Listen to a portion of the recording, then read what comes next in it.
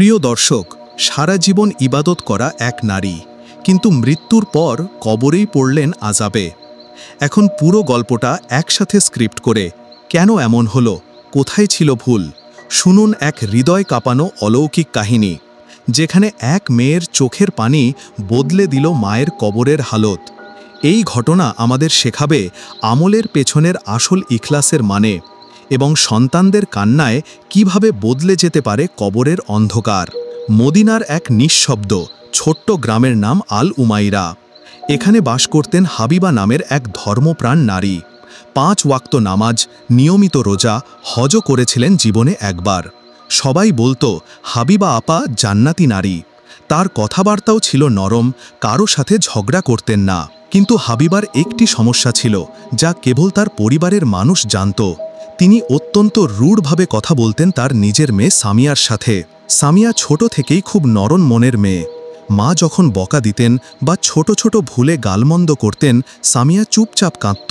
বাবার মৃত্যুর পর হাবিবার মেজাজ আরও কঠোর হয়ে ওঠে। হাবিবা একদিন দুপুরে দোহার নামাজ পড়ে বিছানায় শুয়ে পড়েন।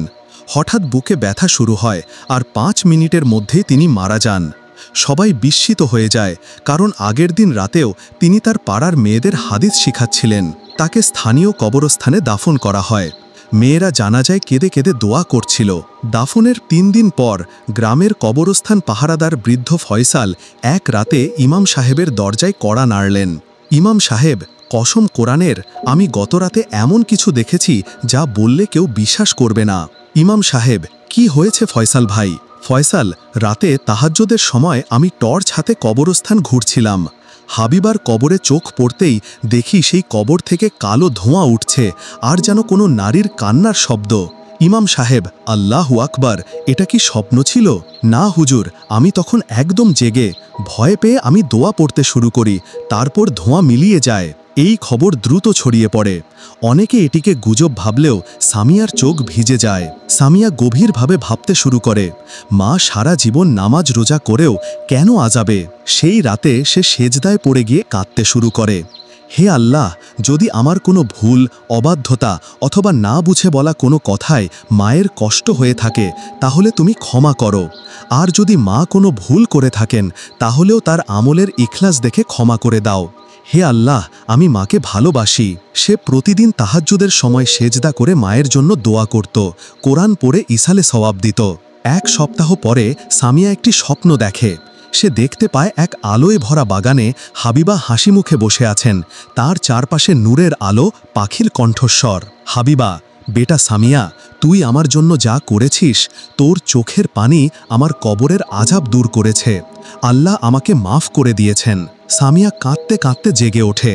সে তৎক্ষণাৎ কবরস্থানে যায়। কবরের পাশে বসে সূরা ইয়াসিন পড়ে। তবে আশ্চর্যের বিষয়, সেই রাত থেকে কবর পাহারাদার ফয়সাল বলেন, আর কোনো ধোয়া বা কান্না শোনা যায়নি। ইমাম সাহেব জুমার খুতবায় বললেন, আমলের পরও কেউ আযাবে পড়তে পারে যদি তার নিয়ত খাঁটি না হয়, কিংবা যদি সে কিয়ামতের দিন মানুষকে কষ্ট দিয়ে যায়। মা বাবা যেমন সন্তানের উপর হক রাখেন, সন্তানও মায়ের চোখের পানি দিয়ে অনেক কিছু বদলে দিতে পারে। এটা একটা উদাহরণ। তিনি বলেন, হয়তো হাবিবার আমল ছিল বাহ্যিক, কিন্তু মেয়ের প্রতি অযথা রূঢ়তা হয়তো আল্লাহর কাছে গ্রহণযোগ্য ছিল না, যতক্ষণ না মেয়ে নিজে ক্ষমা চায়নি। আজও সামিয়া প্রতিদিন বিকালে 1 মুঠো ফুল নিয়ে কবরস্থানে যায়। মায়ের কবরের পাশে বসে সূরা রহমান পড়ে। বাতাসে ভেসে আসে এক প্রশান্তি, যেন আকাশের ওপার থেকে কেউ তাকে বলছে, মা, আল্লাহ আমাদের মাফ করে দিয়েছেন। প্রিয় ভাই ও বোনেরা, আপনার মা বাবা জীবিত থাকলে আজই তাদের ক্ষমা চেয়ে নিন, আর তারা না থাকলে আজই কিছু কোরআন পড়ে তাদের জন্য ইসালে সওয়াব পাঠান। হয়তো আপনার একটা দোয়াতেই বদলে যেতে পারে তাদের কবরের হালত। সাবস্ক্রাইব করুন আমাদের চ্যানেল, আর এই হৃদয়স্পর্শী কাহিনীটি অন্যদের সাথেও শেয়ার করুন। হয়তো এক চোখের পানি হয়ে উঠবে কারো কবরের আলো।